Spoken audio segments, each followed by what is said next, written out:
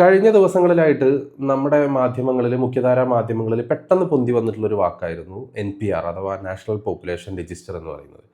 കേരളത്തിൽ NPR നടപ്പാക്കില്ല എന്ന് നിലവിൽ കേരളം ഭരിച്ചുകൊണ്ടിരിക്കുന്ന മന്ത്രിസഭ ഒരു തീരുമാനമെടുക്കുകയും അതൊരു ഉത്തരവായിട്ട് പുറത്തിറക്കുകയൊക്കെ ചെയ്തിട്ടുള്ള ഒരു പ്രത്യേക സാഹചര്യത്തിലാണ് ഈ NPR എന്നുള്ള സാധനം ഒരു വാർത്തയായിട്ട് വീണ്ടും വന്നത്. ഇത് മുന്നേ സിറ്റിസൺ അമെൻമെൻറ്റ് ആക്റ്റുമായിട്ട് ബന്ധപ്പെട്ടുള്ള ചില കോലാഹലങ്ങൾക്കിടയിൽ കേട്ടിരുന്ന ഒരു പേരായിരുന്നു, അല്ലെങ്കിൽ ഒരു വാക്കായിരുന്നു, ഒരു ടേമായിരുന്നു NPR എന്നുള്ളത്.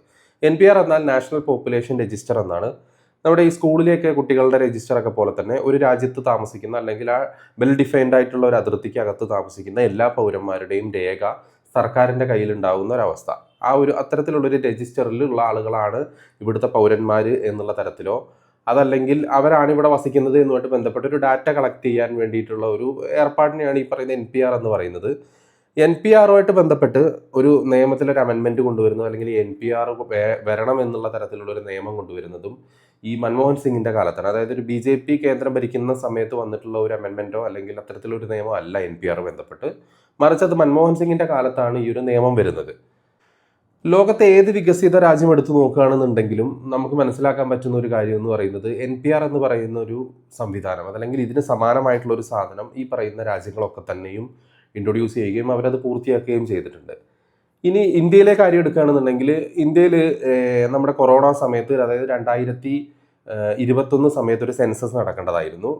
നിർഭാഗ്യവശാൽ ഈ കൊറോണയുടെ കാരണത്താൽ 2021 സെൻസസ് നടക്കാത്തതുകൊണ്ടും അത് നടക്കാൻ പോകുന്നത് 2026, 27 സമയങ്ങളിലൊക്കെ ആയിട്ടാണ് ഇത് പൂർത്തിയാക്കാൻ വേണ്ടിയിട്ട് പോകുന്നത്. ഈ ഒരു സെൻസസിനോട് ചേർന്നുകൊണ്ട് NPR നടപ്പിലാക്കുമെന്നോ അതല്ലെങ്കിൽ അത്തരത്തിൽ വിവരശേഖരണം നടത്തുമെന്നോ ഇത്തരത്തിലുള്ള കാര്യങ്ങളൊന്നും തന്നെ കേന്ദ്ര സർക്കാർ ഒരു ഉത്തരവായിട്ടോ അതല്ലെങ്കിൽ ഒരു നിയമമായിട്ടോ മറ്റെന്തെങ്കിലും എക്സിക്യൂട്ടീവ് ഓർഡറായിട്ടോ ഒന്നും തന്നെ പറഞ്ഞിട്ടില്ല. അതുമായിട്ട് ബന്ധപ്പെട്ടൊരു ചർച്ച വന്നിട്ടേ ഇല്ല. പക്ഷേ എന്നിട്ടും കേരള സർക്കാർ പെട്ടെന്ന് എയറിൽ നിന്ന്, വായുവിൽ നിന്നൊരു സാധനം എടുത്തിട്ട് ഇത് ഇവിടെ നടപ്പിലാക്കില്ല എന്ന് പറയുന്ന ഒരു സാഹചര്യം ഉണ്ടായി. അതിന് ഉള്ള കാരണം എന്താണെന്ന് ഒരു പക്ഷേ നിങ്ങൾക്ക് എല്ലാവർക്കും അറിയാൻ പറ്റും. നമ്മൾ ആസന്നമായിട്ടുള്ള ഒരു തെരഞ്ഞെടുപ്പിലേക്കാണ് പോയിക്കൊണ്ടിരിക്കുന്നത്. അത്തരമൊരു സാഹചര്യത്തിൽ ഈ പറയുന്ന NPR നടപ്പിലാക്കില്ല എന്ന് പറയുന്നതിലൂടെ അവരുദ്ദേശിക്കുന്നത് രണ്ട് കാര്യങ്ങളാണ്. ഒന്ന്, അവർക്ക് അധികാരം നഷ്ടപ്പെട്ടിട്ടുണ്ടെങ്കിൽ ഇവിടെ NPR നടപ്പിലായേക്കാം. ഇനി ഈ NPR നടപ്പിലായിട്ടുണ്ടെങ്കിൽ അത് ബാധിക്കാൻ പോകുന്നത് ഒരു പ്രത്യേക വിഭാഗം ആളുകളെയാണെന്നും ആ വിഭാഗത്തെ സംരക്ഷിക്കുക എന്നുള്ള ഉദ്ദേശമുള്ളതാണ്, ഞങ്ങൾക്ക് മാത്രമാണ് അതുള്ളത് എന്നുള്ള ഒരു സന്ദേശം ഇവിടുത്തെ ജനങ്ങൾക്ക് കൊടുക്കാൻ വേണ്ടിയിട്ടാണ് അവരത് ചെയ്തിട്ടുള്ളത്. അവരെന്താണ് ഈ ഭീതി വിതച്ചുകൊണ്ട് ചെയ്യാൻ ഉദ്ദേശിക്കുന്നത് എന്നുള്ളത് കറക്റ്റ് അവർക്ക് തന്നെ ഒരുപക്ഷെ ഒരു വ്യക്തത ഉണ്ടായിരിക്കില്ല. കാരണം NPR എങ്ങനെയാണ് ഏതെങ്കിലും ഒരു പ്രത്യേക വിഭാഗക്കാർക്ക് എതിരായി പോകുന്നത് എന്നുള്ളത് പറയാനായിട്ട് അവരെ കൊണ്ട് സാധിക്കില്ല. നമുക്ക് മുന്നിലാകെ NPR ബന്ധപ്പെട്ട ഒരു എക്സാമ്പിൾ ഉള്ളത് ആസാമിൽ നടത്തുന്ന ഒരു പോപ്പുലേഷൻ രജിസ്റ്റർ NRC NPR ബന്ധപ്പെട്ടുള്ള ഒരു സംഗതി മാത്രമാണുള്ളത്. പക്ഷേ ആ ഒരു സിറ്റിസൺ രജിസ്റ്റർ എന്ന് പറയുന്നത് പൂർണ്ണമായിട്ടും സർക്കാരിന് പ്രത്യേകിച്ച് റോളൊന്നും ഇല്ലാത്ത സുപ്രീം കോടതിയുടെ മേൽനോട്ടത്തിൽ നടന്നുകൊണ്ടിരിക്കുന്ന ഒരു പ്രോസസ്സാണ് അവിടെ നടന്നുകൊണ്ടിരിക്കുന്നത്. അത്തരമൊരു സാഹചര്യം ഇരിക്കെ ഇതിൻ്റെ ഗൈഡ് ലൈനുകൾ എന്താണെന്നോ, എന്തൊക്കെ രേഖകൾ കൊടുത്താലാണ് ഈ പോപ്പുലേഷൻ രജിസ്ട്രിയിൽ പേര് കൊടുക്കാൻ പറ്റുന്നതെന്നോ, നമ്മുടെ പൗരത്വം തെളിയിക്കാൻ വേണ്ടിയിട്ട് എന്തൊക്കെ രേഖകളാണ് വേണ്ടത് എന്നതുമായിട്ട് ബന്ധപ്പെട്ടും യാതൊരു തരത്തിലുള്ള ചർച്ചയും ഇല്ലാത്ത പോലെ, അതല്ലെങ്കിൽ ഇത് നടപ്പിലാക്കാൻ വേണ്ടി പോകുന്നു എന്നതുമായിട്ട് ബന്ധപ്പെട്ട് യാതൊരു സൂചനയും ഇല്ലാത്തൊരു സമയത്ത് പെട്ടെന്ന് സംസ്ഥാന സർക്കാരിന് ഒരു ബോധോദയം ഉണ്ടാവുകയാണ് NPR കേരളത്തിൽ നടപ്പിലാക്കില്ല, അതുകൊണ്ട് ഞങ്ങൾ അതിനൊരു ഉത്തരവിറക്കുന്നു എന്നുള്ളത്. ഇനി പിണറായി വിജയൻ അറിയേണ്ട ഒരു കാര്യം, അതല്ലെങ്കിൽ പിണറായി വിജയനും അദ്ദേഹത്തിൻ്റെ സിൽബന്ധികളും മനസ്സിലാക്കേണ്ട ഒരു കാര്യം എന്ന് പറയുന്നത്, ഈ കേന്ദ്ര സർക്കാരിൻ്റെ നമ്മൾ പറയുന്ന യൂണിയൻ ലിസ്റ്റ്, കൺകറന്റ് ലിസ്റ്റ്, അതുപോലെ സ്റ്റേറ്റ് ലിസ്റ്റ് എന്നൊക്കെ പറയും.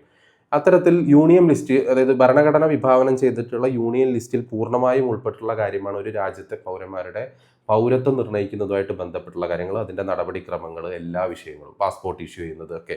പക്ഷേ ഇതിലൊന്നും തന്നെ സംസ്ഥാനങ്ങൾക്ക് യാതൊന്നും തന്നെ ചെയ്യാനില്ല. അത്തരം ഒരു സാഹചര്യത്തിൽ അവരുടെ ഈ പറയുന്ന അവരുടെ സ്കോപ്പിന് ഉള്ളിൽ നിൽക്കാത്ത, അതല്ലെങ്കിൽ അവരുടെ നിയന്ത്രണത്തിലല്ലാത്ത കാര്യങ്ങളിൽ അനാവശ്യമായിട്ടുള്ള ഒരു പ്രമേയം പാസ്സാക്കുക, ജനങ്ങൾക്കിടയിൽ ഭീതി പടർത്തുക, അതല്ലെങ്കിൽ അത്തരത്തിലൊരു ഓഫർ മുന്നോട്ട് വെച്ചിട്ട് ഞങ്ങളാണ് നിങ്ങളെ സംരക്ഷിക്കാൻ പോണത് എന്നുള്ള തോന്നലുണ്ടാക്കുക, ഇതൊക്കെ കേരളത്തിലെ ജനങ്ങൾക്ക് പ്രത്യേകിച്ച് പെട്ടെന്ന് തന്നെ മനസ്സിലാക്കുന്ന സംഗതിയാണ്. ഇതിപ്പോൾ ഇവർ ഒരു NPR ബന്ധപ്പെട്ട ഒരു ഗൈഡ് ലൈൻ വന്നു, അതിലൊരു വിവാദമായിട്ടുള്ള ഒരു ഗൈഡ് ലൈൻ ഉണ്ടായിരുന്നു, ഒരു ക്രൈറ്റീരിയ ഉണ്ടായിരുന്നു. സോ അതിൻ്റെ പുറത്താണ് ഇത്തരത്തിലൊരു ഒരു പ്രമേയോ അതല്ലെങ്കിൽ ഉത്തരവുമായിട്ട് വന്നിട്ടുള്ളത് എന്നുണ്ടെങ്കിൽ മനസ്സിലാക്കാൻ പറ്റും. ഇത് കേവലം ഇപ്പോൾ അവരിൽ നിന്ന് അകന്നു പോയിക്കൊണ്ടിരിക്കുന്ന മതന്യൂനപക്ഷങ്ങളുടെ വോട്ട് വെട്ടിയിലാക്കാൻ വേണ്ടിയിട്ട് എന്നുള്ള നിലയ്ക്ക് അവർ ചെയ്യുന്ന ഒരു ഏർപ്പാട് മാത്രമാണ്. കേന്ദ്ര സർക്കാരിനെ 4 തെറി വിളിച്ചാൽ മതന്യൂനപക്ഷങ്ങൾ കൂടെ നിൽക്കും എന്നുള്ള തോന്നലിൽ നിന്നാണ്, ഒരുപക്ഷെ ആ തോന്നലിൽ നിന്ന് തന്നെയാണ് പറയുന്ന സംസ്ഥാന സർക്കാർ ഇത്തരത്തിലൊരു പ്രമേയമായിട്ട് മുന്നോട്ട് വന്നിട്ടുള്ളത്. പിണറായി വിജയൻ മനസ്സിലാക്കേണ്ട ഒരു കാര്യം എന്താണെന്ന് വെച്ചിട്ടുണ്ടെങ്കിൽ, ഈ പൗരത്വം എന്ന് പറയുന്ന വിഷയം കേന്ദ്ര സർക്കാരിന് അബ്സല്യൂട്ടായിട്ടും നിൽക്കുന്ന ഒരു സംഗതി ആയതുകൊണ്ട് തന്നെ അവരതിലൊരു തീരുമാനം എടുത്തിട്ടുണ്ടെങ്കിൽ അവർ ആ ഡീറ്റെയിൽസ് ഡാറ്റ കളക്ട് ചെയ്യുകയും ചെയ്യും, അതുമായിട്ട് ബന്ധപ്പെട്ട നടപടികളായിട്ട് മുന്നോട്ട് പോവുകയും ചെയ്യും. അതിന് പിണറായി വിജയന് എന്നല്ല ഒരു സംസ്ഥാനത്തിൻ്റെ മുഖ്യമന്ത്രിക്കും പ്രത്യേകിച്ച് ഒന്നും തന്നെ ചെയ്യാനില്ല. ഇനിയിപ്പോൾ നിങ്ങൾക്ക് ആ ഒരു ക്രൈറ്റീരിയയിലും ഗൈഡ് ലൈനും ഉണ്ടാകുന്ന പ്രശ്നങ്ങൾ ഇവിടുത്തെ കോടതികളാണ് തീർപ്പാക്കുക. ഇപ്പോൾ ആസാമിൽ നടക്കുന്ന NRC ആയിട്ട് ബന്ധപ്പെട്ടുള്ള പ്രശ്നങ്ങളിലും അല്ലെങ്കിൽ അതിൻ്റെ ഒരു മേൽനോട്ടവും കാര്യങ്ങളൊക്കെ വഹിക്കുന്നത് സുപ്രീം കോടതിയാണെന്ന് ഞാൻ നേരത്തെ പറഞ്ഞതുപോലെ തന്നെ അത്തരത്തിലുള്ള എന്തെങ്കിലും ഒരു കോൺഫ്ലിക്റ്റ് ഉണ്ടാകുന്ന സമയത്ത് കോടതികളെയാണ് ഇതാക്കുന്നത്. അതല്ലാതെ ഇവിടെ അത് നടപ്പിലാക്കില്ല എന്ന് പറയാൻ വേണ്ടി പറ്റില്ല. ഇത് ഒരുപക്ഷെ ഒരു ഫെഡറൽ സ്റ്റേറ്റ് ആണ്, സംസ്ഥാനങ്ങൾക്ക് അതിൻ്റേതായ അധികാരമുണ്ട് എന്നുള്ള തരത്തിലായിരിക്കാം, അല്ലെങ്കിൽ അങ്ങനെ തെറ്റിദ്ധരിപ്പിച്ചിട്ടായിരിക്കാം ഈ പറയുന്ന സംസ്ഥാനം ഇത്തരത്തിലുള്ള പ്രമേയം പാസ്സാക്കിയത്.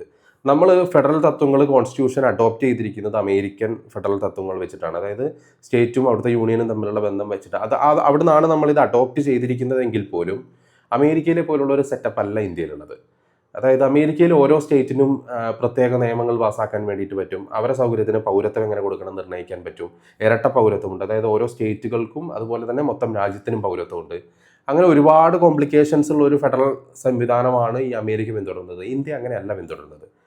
ഇന്ത്യയെ സംബന്ധിച്ചിടത്തോളം ഇന്ത്യൻ ഭരണഘടനയിൽ പറയുന്നത് പൗരത്വമായിട്ട് ബന്ധപ്പെട്ടുള്ള കാര്യങ്ങൾ, ഈ ഇത്തരത്തിലുള്ള രജിസ്ട്രേഷനുമായിട്ട് ബന്ധപ്പെട്ടുള്ള കാര്യങ്ങളൊക്കെ തന്നെയും പൂർണ്ണമായിട്ടും ഈ പറയുന്ന കേന്ദ്ര സർക്കാരിൻ്റെ അതല്ലെങ്കിൽ യൂണിയൻ ഗവൺമെൻറ്റിൻ്റെ അണ്ടറിൽ വരുന്ന കാര്യമാണ് എന്നുള്ളതാണ്. അതുകൊണ്ട് തന്നെ അതിലെന്തെങ്കിലും ഈ പറയുന്ന കൊസറാക്കൊള്ളി ന്യായങ്ങൾ പറഞ്ഞുകൊണ്ട് തടയിടാൻ വേണ്ടിയിട്ടോ ഇവിടെ അത് നടക്കില്ല എന്ന് പറയാൻ വേണ്ടിയിട്ടോ ഒരു താൽക്കാലിക ആശ്വാസത്തിനും ഒരു മെയ് മാസത്തിലൊക്കെ ആയിട്ട് അല്ലെങ്കിൽ ഏപ്രിൽ മെയ് മാസത്തിലായിട്ട് പോളിംഗ് ബൂത്തിലേക്ക് നടന്നെടുക്കുന്ന ജനങ്ങളെ തെറ്റിദ്ധരിപ്പിക്കാൻ വേണ്ടിയിട്ടും സാധിക്കുമായിരിക്കും.